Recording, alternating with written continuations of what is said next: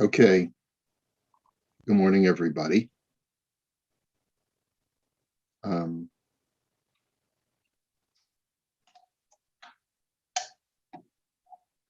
before we get started, I would like to thank Lloyd and Lynn Chazen for sponsoring today's shir in memory of Lloyd's father Moshe Michael ben Shimon Yaakov and Lynn's father Shimon ben Yehuda Leib. May their neshamas have an aliyah. Thank you, Lloyd. Okay, so yesterday we were in the midst of learning Rav Usher Weiss's response. The first thing that we saw yesterday was that Rav Weiss is of the opinion that the principle of Dina de Malchusa Dina applies to not only to financial legislation, but also to non-financial legislation. And he said that he grants us that you look through the Talmud, and all of the examples of Dina de Malchusa Dina are financial issues, but that could simply be because that was those were the issues of the day in the times of the Gemara. But his point was zeal basar taima. He says you have to follow rationality. If the reason for Dina de Malchusa Dina is because the king has authority to institute law based on consensus or based on land rights, it really shouldn't make a difference whether the nature of the law is financial in nature or whether it's the rules of traffic or laws of what kind of vehicle you're allowed to drive on the road and what kind of firearm you're allowed to possess and so forth and so on, or whether you're allowed to use certain substances to imbibe or any number of issues that the government institutes. And Ron, I think, had asked, well, what if the government tells you to do something which is a direct contradiction of Torah law? What if they tell you can't do circumcision or you can't do ritual slaughter? So Rav Weiss, in this next tshuva, we just started reading some of the details. I'm going to skip some of the details and cut to the chase. He discusses what seems to be a contradiction in the Ramah in the Shulchan Aruch. Because one place the Ramah paskins like the Rashba, that when it comes to a certain law of inheritance, you ignore secular law and you grant the inheritance to the rightful heir. And in the other instance, where it comes to when a mashkanta, when a mortgage is due, even though according to Talmudic law, a mortgage payment may not be due for a year, if the government institutes that it is due even earlier, then you have to follow that law. So how do you reconcile it? And he says in this section, let me just make sure I'm sharing my screen. So he writes, he says, Vahanira ikar la'anios daiti b'she'elazu. He says, it would seem to me the primary way to answer this question is the yesh lahabchin ben dina de malchusa dina hamenugad ledin Torah, ledina de malchusa dina hamenugad lemusar haTorah v'yesodoseh. There's a fundamental difference between when a governmental law is in opposition to a specific Torah halacha, Torah law, or whether a governmental law is oppositional to a Torah principle, something that the Torah stands for morally or ethically. He says, "Da'af the pasha the din hamalchus dinhu, af k'shezem menugad ledin haTorah." He says, while it's true that you have to follow the law of the land, even when it's contrary to the Torah law, as far as, let's say, financial obligations, mikol makom ka'asher din hamalchus uneged musar haTorah, b'teila hi umevutelet. But if it goes against sort of like the core principles of the Torah, so then it completely is null and void. And he's going to explain what he means. Umishum kach pashut, de'ein habat yoreshet lefi ha'halacha. He says, let's say we're talking about a law of inheritance. Now, we're not going to get into the details of inheritance and how you can circumvent the Torah's law that says that if you have two boys and two girls, you only have two heirs because girls do not inherit according to the Torah. Okay. Are there ways of circumventing that in your will? Yes, obviously, if you want your daughters to get something, you can circumvent it. However, the principle of the Torah is that a female should not inherit her father. He says, "After lefi mishpat hagoyim bat yoreshet keben ve'ein mi sheyomer bazeh de'achein habat yoreshet keben bisman hazeh mishum dedina demalchut dina." He says that no one is going to suggest that today a daughter gets an equal share in the inheritance simply because of dina demalchut dina. In other words, there is no posek that will say that if there's no will and no one has consulted with the decedent as to how he wishes to divide his estate, if the children in that scenario would come before the rabbi, the rabbi would not say that everyone should get an equal share because of Dina de Malchus Dina, which declares that women have the same financial rights of inheritance as men. We don't say that. Dekevin de Yerushas Habas mushtetet al hanacha musarit shel shavyan ben haminin. He says the whole reason why the government in our society today deems women to be equal heirs to males is because our government is working under the principle of equality of the genders. Ulefi hashkafatam ein ze ra'ui umusari lahaflot ben lebat.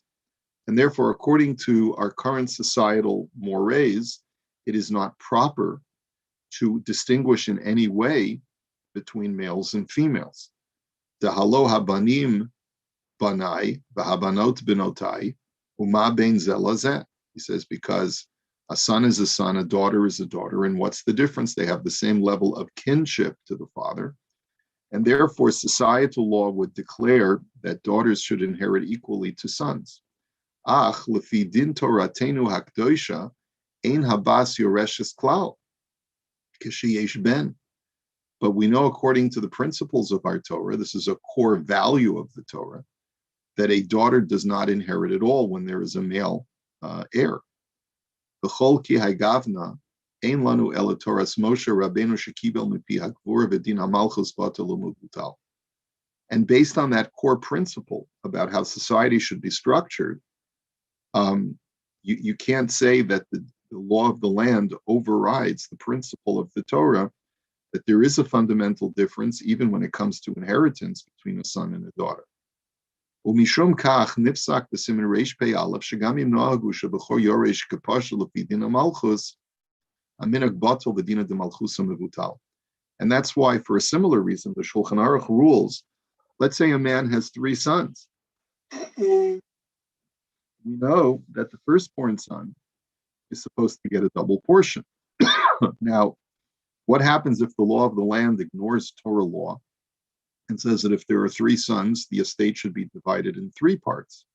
Whereas Torah law says that if there are three sons and one is a firstborn, the estate should be divided in four parts. The firstborn gets two out of those four parts.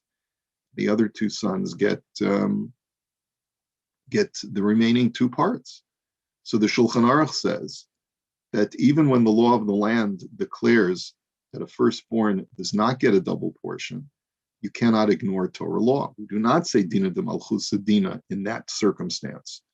Degam bazeh umos ha'olam mitiamrim le'echos b'mishpat hamusar neged devar Hashem. This is because in that example, the other nations are oppositional to the core principles of sort of societal structure that is set up in the Torah. Uleshitatam ein lahaflot bein bechor lepashut umatilim heim dofi b'mishpat haTorah umishum kach dinam batel umevutal. And so, in that kind of scenario, they are trying to interfere with one of the core values of the Torah, and therefore you have to ignore secular law and honor the Torah law in that situation. And of course, a person can structure his will to circumvent Torah law and say that I want to set up, let's say, a gift to my heirs right before I pass away to divide my estate differently. But the argument still stands. The argument is that if there is no will, you have to assume that the decedent, who is a Torah-abiding Jew, wishes for his estate to be divided according to Torah principles, and you cannot employ Dina de Malchusa Dina in order to take a portion unfairly. That would not be upheld, let's say, in a Beis Din. B'yesod hadavar, kol shedin hamalchus bala hasdir seder chevrati umischari bilvad, v'likvoa seder hanhaga ben adam lechavero uben yachid letzibur yesh latoken. So the way, another way of sort of framing this principle that he's setting out here, Rabbi Weiss says that any time the law that is instituted by the government is coming to establish Seder Chevrati, a social order, a social convention, I should say, and a financial convention, and to establish sort of conduct between human beings within society and between an individual and society. So then that Dina de Malchusa has teeth. So if society says, if the government says, we wish to establish that whenever a transaction takes place on real estate, it has to be recorded in such and such an office. So that's just creating convention. It's not creating values. It's just creating a social convention. Or if they say anytime a person purchases a vehicle, he has to register it with a certain department of motor vehicles. That's a convention. It's not trying to re-engineer society based on values. It's just creating certain, every society requires a set of rules by which everyone abides by so that there can be some kind of convention so that we're all on the same page. But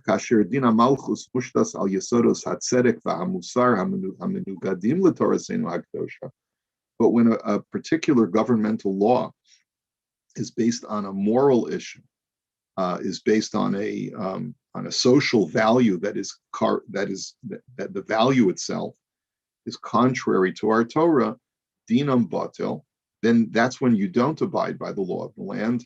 The chalila lanu liyakrov v'lalachet acharav, and therefore we should not value it or to follow it.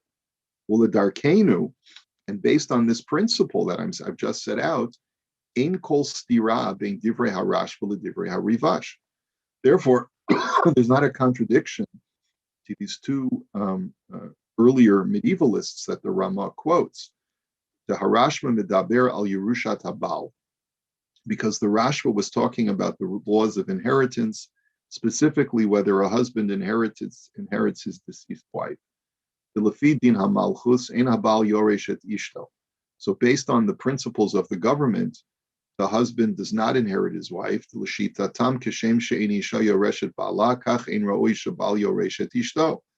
The government says that just like a wife does not inherit her husband, a husband doesn't inherit his wife. That was the rule back then where the Rashba was living. And because the government at that time had said there's no distinction between a husband's rights of inheritance of his wife and a wife's rights of inheritance of her husband.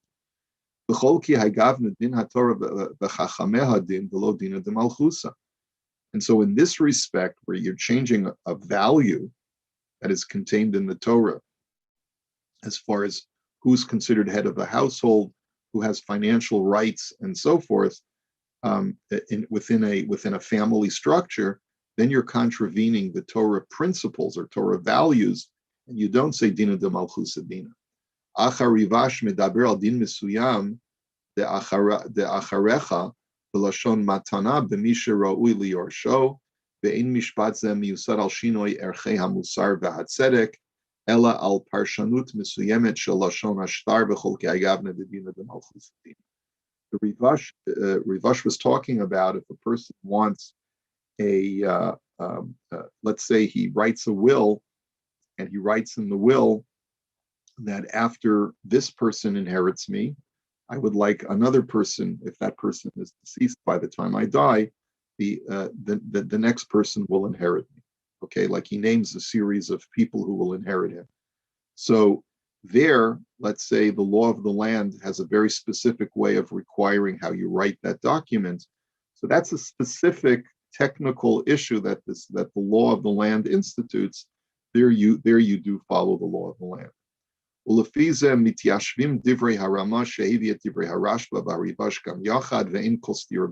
And so therefore you see that there's no contradiction in the Ramah. When it's a technical issue or a standard or creating a convention of, let's say, contract law or traffic law or social order, things like that, that's one thing. But when it's going against the principle of the Torah, when it goes against the value of the Torah, so then you don't listen to Dina de Malchus Adin. And then he writes, just two more short paragraphs, he writes, Omnam od yesod gadol nira mitoch divrei arash, but da'afi mazlinan bater Dina de Malchuta, ein ze ela legabe chok ploni o almoni betechumim mesuyamim umugdarim. He says, furthermore, what we also see from the Rashba is that even when we do go according to the law of the land, it has to be within certain parameters. Ach ein lahaniach hanacha klalit dechol ma'arechet hamishpat shel haomot takva shirida b'kayemet. But we don't say that we just completely abdicate all sense of autonomy and authority to the government. The imkain nevatel et choshen hamishpat v'nasira chalila miluach libeinu. Because if that were the case, then we would completely have to abdicate all rules of the 1/4 of the Shulchan Aruch called Choshen Mishpat, which deals with financial order within a halachic community. So he says, if we're going to completely submit ourselves to Dina de Malchus Dina, then what's the point of studying Choshen Mishpat at all? Just follow the law of the land. And to completely lose any kind of structure of halacha within financial law would be sort of a profanation of a whole chunk of our religion. Minahamat libo hatohor, the im aser lihit dayen bifnei erkot mishum shebekach miyakir yiratam, kal v'chomer she'asur lanu lekabel kol ma'arechet chukeim v'nachtzov lanu borot nishbarim v'na'azov be'er mayim chaim. And that's why the Rashba uses a very dramatic language in his response, where he says, just like we are not allowed to appear in a Gentile court when we wish to litigate a fellow Jew, we also are not allowed to completely abdicate Torah law when it comes to financial issues and just completely abandon Choshen Mishpat halacha to go according to the law of the land. He says, Zehan yireh ikar b'shorish halacha zu. That's what would seem one of the fundamentals of this principle. And then he writes, Ach mikol makom nira barur upashut de'in kol tokef ledina de malchuta ka'asher mitzvas hamelech hi b'milei di isura below b'inyani hamamon. He says, but what does seem clear is that there's no purview, that the government has no authority whatsoever in a certain area having to do with Isser v'Heter, having to do with that which is permitted and prohibited, that is outside the purview of finance. V'yesh b'mitzvah, so bittul mitzvahs Torah, where obeying the government would force you to not do one of the commandments of the Torah. And even though that's obvious, like if the government says no more circumcision, obviously you still circumcise, even though that means disobeying the law of the land. He says, even though this seems to be fairly obvious, it should seem fairly obvious to us. Yesh lahavi la gam raya mefureshes mehamavur b'shailas uturas harashba. We could also bring a proof to this from the responsum of the Rashba, the Imdina de Malchusa, Levatil es ha-charamos, ein klal tokef l'dinam v'ha-charamos umde b'tokef. That, let's say, a Beis Din makes something called a cherem, which is to excommunicate someone from the community. And the law of the land says that you can't excommunicate someone from your communal structures.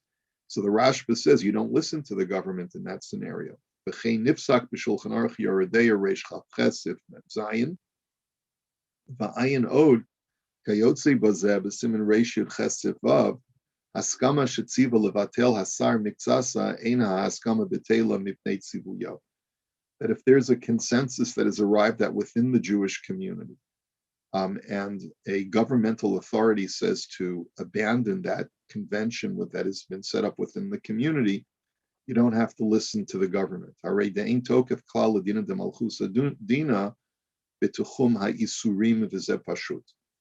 He says, so therefore you see that that there's no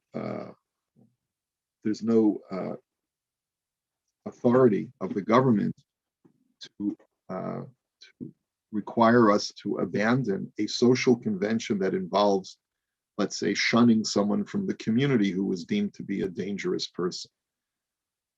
Then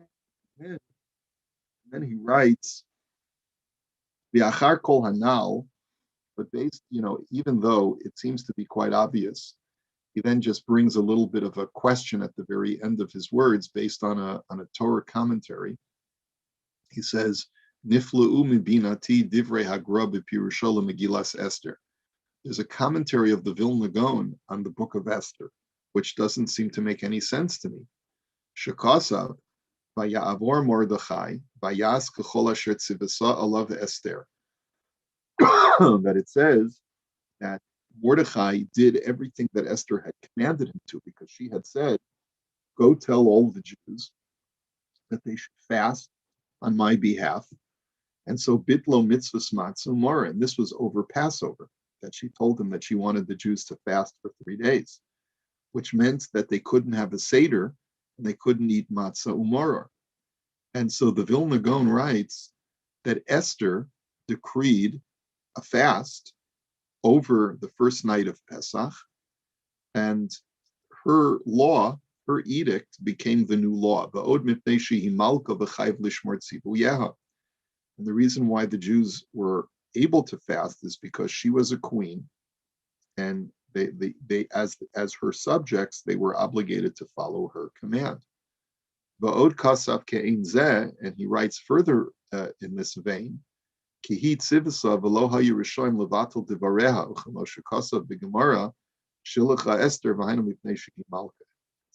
very similar statement, that the reason why the Jews fasted over Pesach and were not able to have a Pesach Seder with matzah and maror was because Esther had commanded them to fast, and you have to obey the queen.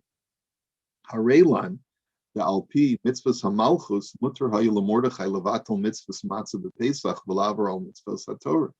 So it seems like from this commentary, that it was permissible to violate a Torah commandment of eating matzah and maror based upon the fact that the government, in the guise of Queen Esther, had commanded the Jews that they had to fast. He says,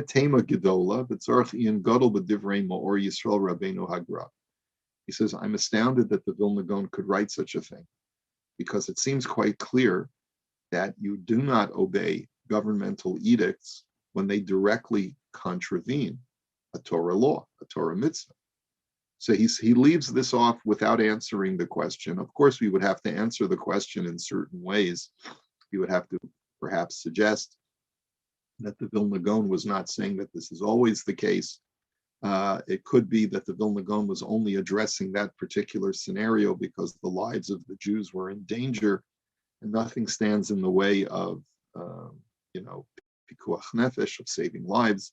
And it could be when the government institutes a law that is meant to save life, then you would follow the law of the land, even if it contravenes Torah law. Maybe that's what the Vilna Gaon means. But when taken at face value, Rabbi Weiss says, I don't understand how the Vilna Gaon could say this without any other qualifiers. And so that's the reason why he's He's a bit astounded at this issue. So, he has a whole series of tshuvas in this volume having to do with when you have to follow the law of the land. There's another issue that he has here about the next tshuva has to do with whether you're allowed to build a sukkah on public property, where you don't have authorization from the government. Another tshuva about governmental authority. Anyway, so this is what I wanted to show you. Anyone want to discuss this any further, as far as the scope of Dina de Malchus Dina?